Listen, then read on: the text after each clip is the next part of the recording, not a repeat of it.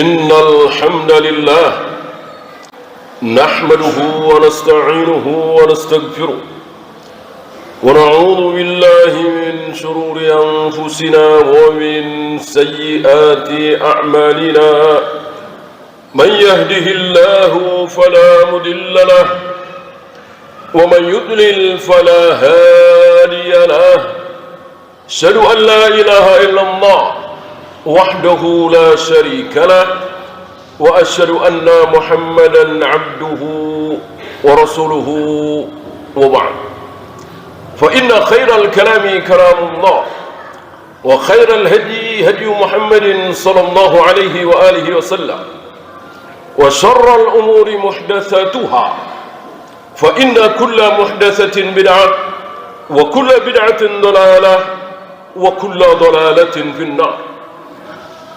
Jamaah azakumullah, apakah ketika seseorang membawa dalil dia pasti betul, pasti berada dalam kebenaran? Al-jawab, belum tentu. Belum tentu. Maka para ulama mengenal kalimat ni'mat dalil wa bi'sal istidlal. Dalilnya benar, ayatnya benar, hadisnya benar, tapi salah dalam istidlal, salah dalam memahami dalil tersebut. Tentu mudah contohnya. Ada orang menyuruh anaknya sholat, istrinya pakai jilbab, anaknya enggak mau, istrinya enggak mau, sekali, dua kali, tiga kali, yang keempat kali diam. Dia enggak marah, dia enggak maksa. Maka akhirnya anaknya enggak sholat, istrinya enggak pakai jilbab, dia enggak maksa. Apa dalilnya? La ikraha fiddin. Tidak ada paksaan dalam agama. Saya enggak perlu jelaskan, insya Allah antum faham, tahu apakah orang ini benar bawa dalil itu. Tentu tidak benar. Tentu tidak benar.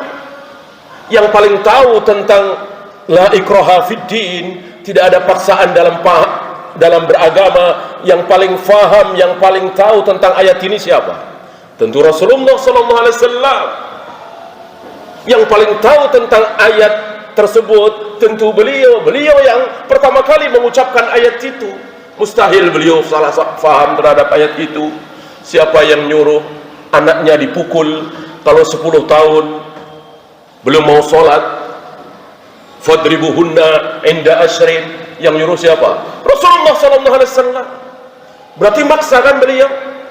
Orang dipukul kalau nggak mau sholat 10 tahun, apalagi 11 tahun, 12 tahun, 13 tahun.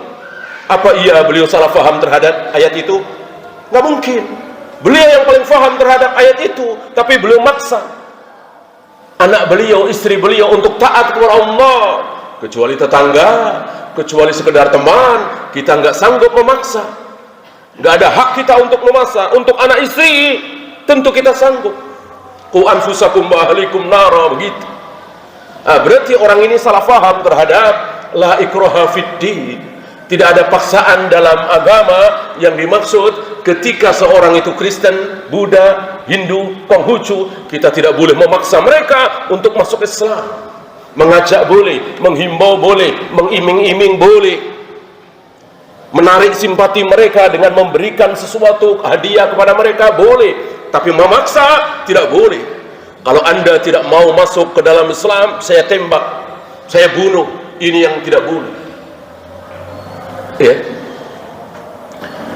Ada saudara kita yang mengatakan menambah-nambah ibadah itu boleh. Misalnya Nabi tidak pernah sholat nisfu Sya'ban, misalnya kita sekarang sholat nisfu Sya'ban, boleh. Nabi tidak pernah mengajari puasa hari kelahiran. Kalau beliau puasa hari Senin, betul. Lalu disimpulkan bahwa saya lahir tanggal 12 Januari, maka setiap tanggal 12 Januari saya puasa. Si fulan lahir 1 Agustus, maka setiap 1 Agustus dia puasa.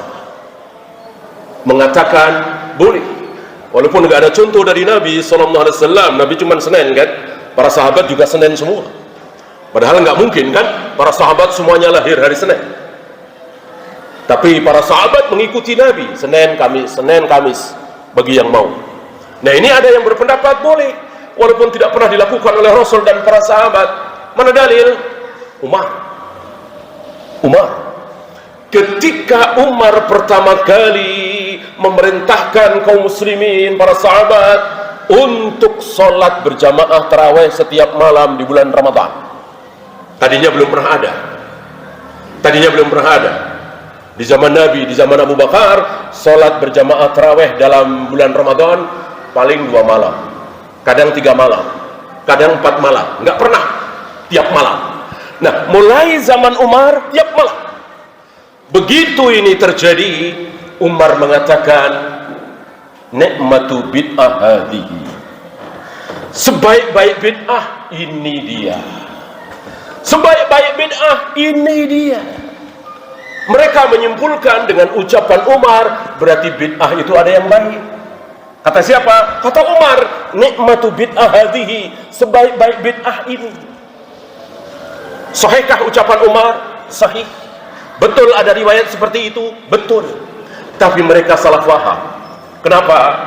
Karena Umar mengatakan bid'ah di sini bukan bid'ah yang dimaksud oleh Nabi. Iyyakum wa muhdatsatil umur, fa inna kulla muhdatsatin bid'ah wa kulla bid'atin dalalah wa kulla dalalatin finnar. Yang diucapkan oleh Nabi hampir setiap kali beliau memulai ceramah, bahwa semua ibadah mahdoh yang tidak ada contoh dari Rasul dan para sahabat adalah bid'ah. Semua bid'ah adalah sesat. Semua yang sesat terancam neraka. Bid'ah yang diucapkan oleh Umar di sini bukan bid'ah dalam kategori syariat, tapi bid'ah dalam kaidah bahasa. Saya nanya, ketika Islam belum datang, ketika Rasulullah belum lahir, sudahkah di Arab ada kata-kata bid'ah? Sudahkah? Sudah. Sebelum Nabi lahir, di Arab, Abu Jahal, Abu Lahab, ada kata-kata sholat? Ada, artinya berdoa. Ada kata-kata saum? Ada, artinya menahan. Ada kata-kata haji? Ada, artinya mengunjungi. Ada kata-kata sunnah? Ada, jalan. Ada kata-kata bid'ah? Ada, sesuatu yang kemarin-kemarin nggak pernah ada, sekarang diadakan. Itu namanya bid'ah. Itu ketika Nabi belum lahir. Setelah Nabi, menjadi Rasul, kata-kata solat, kata-kata saum, kata-kata haji yang tadinya kaidah bahasa menjadi kaidah syar'i. Solat adalah ibadah yang diawali dengan takbir, diakhiri dengan salam. Saum adalah tidak makan, tidak minum, tidak jima dari subuh sampai maghrib. Haji adalah mengunjungi Baitul Haram, ada tawaf, ada sa'i, ada tahallul dan seterusnya. Nah, begitu pula bid'ah itu. Maka ketika Umar melihat ini, maka Umar memakai bahasa Arab, bukan memakai bahasa syar'i, dengan kalimat nikmatu bid'ah hadihi, sebaik-baik bid'ah ini dia. Bukan bid'ah yang diucapkan oleh Nabi, kullu bid'atin dalalah wa kullu dalalatin finnar. Nggak mungkin Umar berani melawan Nabi. Nabi mengatakan semua bid'ah adalah sesat, tiba-tiba dibantah oleh Umar, ada bid'ah yang baik, ini dia. Nggak mungkin, itu kaidah bahasa. Ada yang bantah, ini kan ibadah, sholat tarawih kan ibadah, kenapa Umar pakai kaidah bahasa? Nggak mungkin, itu tetap kaidah syar'i. Saya jawab, jangankan Umar, Allah Rabbul Alamin, Allah Rabbul Alamin berbicara tentang sholat, mengucapkan kata-kata salat, dan itu Nabi sudah menjadi Rasul, tetapi yang dimaksud oleh Allah doa. Apa? Inna salataka sakanul lahum. Ketika Allah memerintahkan Rasulullah SAW untuk mendoakan orang-orang yang mengeluarkan zakat, untuk mendoakan orang-orang yang mengeluarkan zakat. Sunnah bagi Nabi, sunnah bagi para amil, ketika menerima uang zakat dari si fulan, maka mendoakan Allahumma salli ala ali fulan. Nah, Nabi disuruh mendoakan orang-orang yang mengeluarkan zakat. Apa? Salli alaihi. Kata Nabi, kata Allah, doakan mereka. Tapi kata-katanya sholli, yusolli, salat. Inna salataka, sesungguhnya salatmu itu ya Muhammad menenteramkan hati mereka. Salat apa? Apa ruku sujud? Bukan, doa. Sesungguhnya doamu itu ya Muhammad menenteramkan mereka yang mengeluarkan zakat. Kata-katanya salat, bukan inna doa'aka sakanullahu, bukan, tapi inna salataka, salatmu ya Muhammad, yang dimaksud doamu yang Muhammad menenteramkan hati mereka. Berarti Allah saja memakai kaidah bahasa, padahal sedang berbicara tentang syar'i di Al-Quran lagi. Nah, dengan demikian semakin kuatlah hujjah Ahlus Sunnah yang mengatakan bahwa Umar mengatakan nikmatu bid'ah hadhihi, sebaik-baik bid'ah adalah ini. Maksudnya kaidah bahasa yang kemarin-kemarin tidak ada, sekarang ada. Ini yang paling baik. Dan Umar tidak mengada-ada, karena Rasul dan Abu Bakar juga pernah mengadakan sholat berjamaah tarawih, tetapi tidak setiap malam. Sekarang dijadikan setiap malam, tentu nggak masalah. Dan tambahan ilmu, Rasul tidak mencontohkan setiap malam. Karena apa? Karena beliau khawatir nanti akan diwajibkan. Karena beliau tahu, dan selama ini memang seperti itu, ketika beliau dan para sahabat telah rutin melakukan sesuatu yang tadinya tidak wajib, akhirnya diwajibkan. Ketika Rasul dan para sahabat melakukan sesuatu yang telah rutin dilakukan, lalu diwajibkan. Nah, ketika beliau dan para sahabat berjamaah sholat tarawih setiap malam, beliau khawatir ini nanti akan menjadi wajib. Tentu bertambah banyak umat beliau yang berdosa ketika berjamaah sholat tarawih itu menjadi wajib. Berarti ada alasannya. Al-hukmu yaduru bil illah, ada man kana au wujudan.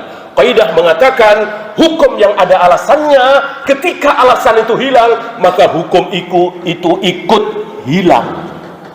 Karena beliau tidak sholat tarawih setiap malam ada alasannya, takut menjadi wajib, takut berubah menjadi wajib hukumnya. Maka ketika Nabi wafat, mungkinkah berubah jadi wajib? Tentu tidak mungkin. Perubahan hukum, yang sunat menjadi wajib, yang wajib menjadi tidak wajib, yang tidak haram menjadi haram, dan seterusnya, itu hanya mungkin ketika Nabi masih hidup, ketika wahyu turun, ketika Jibril turun. Adapun beliau sudah wafat, wahyu tidak turun lagi, Jibril tidak membawa wahyu lagi, maka yang wajib akan terus wajib sampai hari kiamat, yang haram akan terus haram sampai hari kiamat. Maka berjamaah salat tarawih sampai hari kiamat tidak akan menjadi wajib. Ini disimpulkan oleh Umar, diambil oleh Umar akhirnya, dan Umar luar biasa pemahamannya. Pantas Nabi mengatakan, jika ada Nabi lagi setelah aku, tentu yang akan jadi Nabi adalah Umar. Maka Umar tidak bikin-bikin, karena memang ada faedahnya. Aqulu qauli hadza astaghfirullah li wa lakum.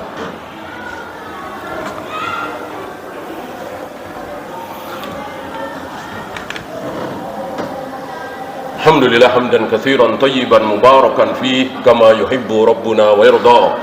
Asyhadu an la ilaha illallah wahdahu la syarikalah wa asyhadu anna Muhammadan abduhu wa rasuluhu wa ba'd. Ayuhal ikhwah, dengan demikian kita yakin seyakin-yakinnya, tidak mungkin ada salat, tidak mungkin ada azan, tidak mungkin ada qomat, tidak mungkin ada tawaf sa'i yang belum pernah dilakukan Rasul dan para sahabat. Ketika ada, maka pasti sesat.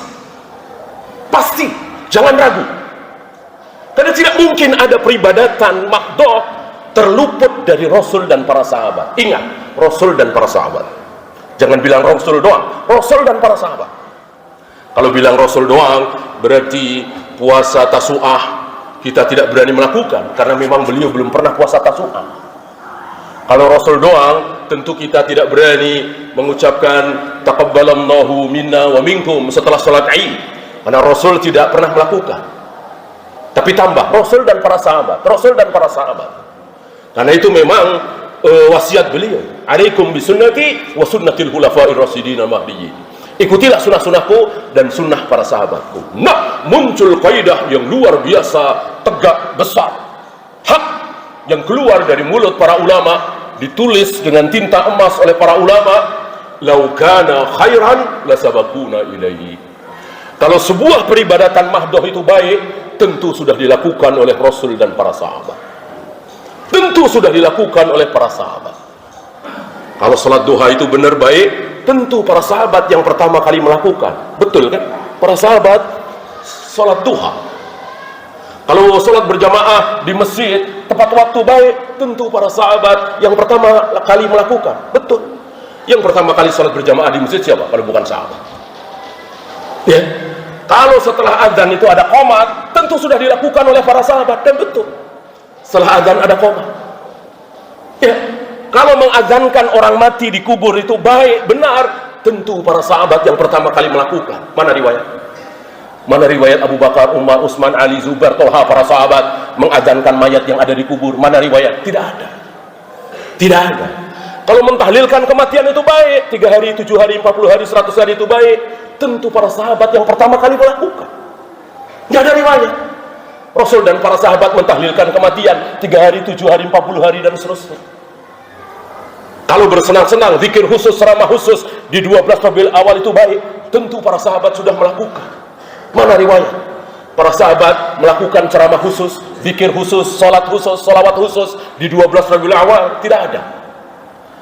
Para sahabat tidak pernah membedakan hari yang satu dengan yang lainnya kecuali 2. Para sahabat tidak pernah memperingati, merayakan satu hari dengan hari yang lainnya dengan makan khusus, dengan senang-senang, kecuali 2.